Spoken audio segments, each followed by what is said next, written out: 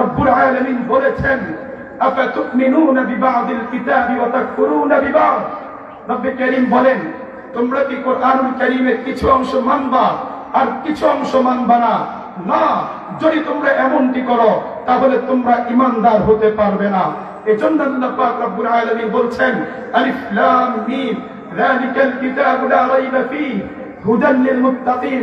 রব্বুল আলামিন বলেন, এটি এমন একটি কিতাব, এই কিতাবের মধ্যে কোনো ভুল নাই, কোনো সন্দেহ নাই, কোনো মিস্টেক নাই, সন্দেহ করার কোনো সুযোগ নাই। হুদাল লিল মুত্তাকিন, এটি আল্লাহ পাক রব্বুল আলামিন মুত্তাকিনদের জন্য হিদায়াত স্বরূপ প্রেরণ করেছেন। এই কোরআন প্রেরণ করেছেন কে? আল্লাহ প্রেরণ করেছেন। এই কোরআনের মধ্যে কোনো সন্দেহ, পেপার পত্রিকার নিউজের মধ্যে ভুল থাকতে পারে, এমপি পরিষদের সিদ্ধান্ত ভুল থাকতে পারে, সুপ্রিম কোর্টের রায় সিদ্ধান্ত ভুল থাকতে পারে।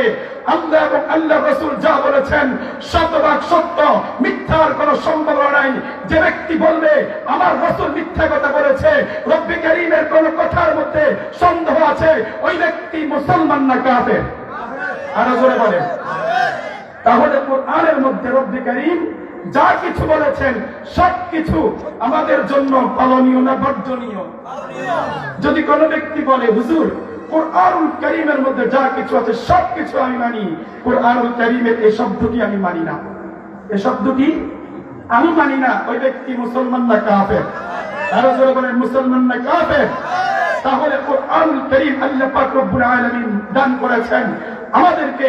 আল্লাহ পাক রব্বুল আলামিন এমন একজন নবী দান করেছেন, সর্বশ্রেষ্ঠ নবী আল্লাহ তাআলা আমাদেরকে দান করেছেন, সর্বশ্রেষ্ঠ উম্মত হওয়ার রব্বে কারীম আমাদেরকে তৌফিক দান করেছেন।